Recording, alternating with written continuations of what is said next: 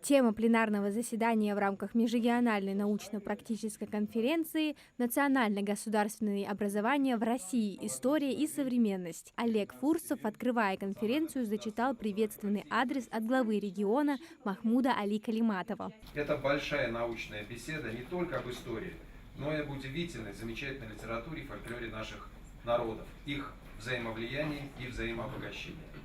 Для каждого россиянина имеет огромное значение историческая правда событий, с которыми связана жизнь родного края и Кавказа, всей великой России. Во все времена актуально дарить эти знания подрастающему поколению, открывать новые дороги для молодых ученых. Конференция приурочена к столетию образования ингушской государственности. Ученые не только Ингушетии, но и других регионов представляют свои исследования, показывающие роль и влияние исторических событий в целом на Кавказе на контекст становления и развития нашего народа. Я хочу сказать вам огромное спасибо за ваш труд. Вы по крупицам, по капле собираете историю, которая является самым ценным достоянием любого человека.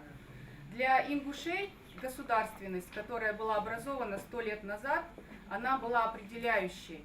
Появился гимн, флаг, название, республика. Это очень важно. На сегодняшний день мы, чувствуя свою идентичность, осознавая свою национальность, свою государственность, ощущаем себя частицей великой России. Это очень важно, это невозможно ничем восполнить. И сегодня я хочу сказать, вот важность этой конференции, она заключается в том, что вы делаете то, что невозможно сделать никакими материальными ценностями. Вот эти даты, они дают возможность сохраниться. То, о чем говорит президент Российской Федерации Владимир Владимирович Путин, когда говорит о том, что мы должны смотреть вперед, но мы должны и видеть то, что было. То, что мы должны сохранить наши традиции, наши обычаи, наши семьи, наш язык. И как раз таки сегодня одна из таких частичек этого труда сохранение себя.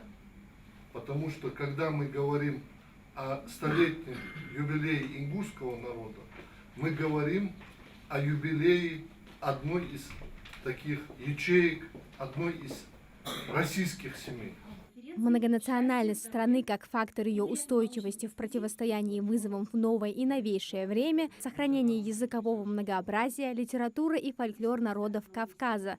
В рамках пленарного заседания участники выступают в 5 секциях. Доклад Ахмедия Махадова посвящен вхождению Южного Дагестана в состав российского государства. В Ингушетии он впервые, признается, сразу впечатлился красотой гор, гостеприимством, культурой и атмосферой. Желаю ингушскому народу, прекрасной ингушской земле, процветания, мира, благополучия. Самое главное, чтобы было согласие. Я знаю, что вы народ очень древний, вы народ со своей культурой, вы народ со своей историей. Вы это не раз продемонстрировали. И народ, который показывает действительно добрый, хороший пример единства, дружбы в составе великого российского государства. И, конечно же, в семье кавказских народов. Я всегда говорю, что Кавказ – это наш общий дом. Правда, комнаты разные, но название тоже. Но дом один, надо сделать все, чтобы этот дом процветал. Мира и согласия великому ингушскому народу. Среди докладчиков и кандидат исторических наук, заведующий сектором дореволюционной истории Шамиль Батчаев. Он представляет Карачаево-Черкесскую республику. Его доклад посвящен жизни общественного и политического деятеля Карачая XX века Татхара Беджиева. Еще со времен царской России наши предки вместе служили в Кавказской туземной конной дивизии. Черкесский полк, в котором были карачаевцы, и ингушский полк вместе служили в одной бригаде, вместе сражались. Я, например, нашел документы об ингушском офицере Хаджимурате Богатыреве, и думал, что это карачаевец Богатырев. Но, тем не менее, когда эти документы поднял, и это оказался ингуш, тем не менее, я знаю, что среди ингушей не так много о нем известно. Я подготовил доклад и 10 лет назад выступил о нем в Нальчике. Для гостей и участников также проходит выставка картины галереи «Горная Ингушетия» глазами художника Султана Гадаборшева. Фотовыставка Тимура Агирова «Средневековая архитектура Горной Ингушетии». Наши гости смогут ознакомиться с культурой народа Ингушетии, ознакомиться со многими традиционными культурными особенностями.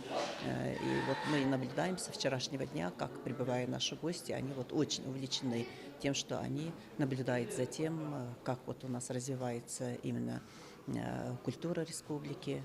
Вот. Это наглядно показано и на наших выставках тоже. На выставке Алены Халухаевой традиционный национальный костюм представлены образцы поясных подвесок, которые удалось сохранить в исконном виде, а некоторые из них были воссозданы в рамках проекта «Золотая нить». Здесь на каждой открытке, кроме изображения, мы подписали, кому они принадлежали, то есть примерная дата изготовления, и на обратной стороне, как надевали эти поясные подвески, и, собственно, ту смысловую нагрузку, которую вкладывалась в конце 19-го, начале 20 века. Для участников и гостей мероприятия подготовили сборник в 2 томах со всеми докладами. Организованная конференция – это яркий пример того, как совместными усилиями можно развивать науку и решать глобальные проблемы. Она дает импульс к дальнейшим исследованиям и созданию новых проектов, объединяющих ученых со всей страны. Мероприятие завершится 13 ноября. Участников ждет увлекательная экскурсия по Горной Ингушетии. Амина Зязикова, Султан Булгучев, Магаз 24.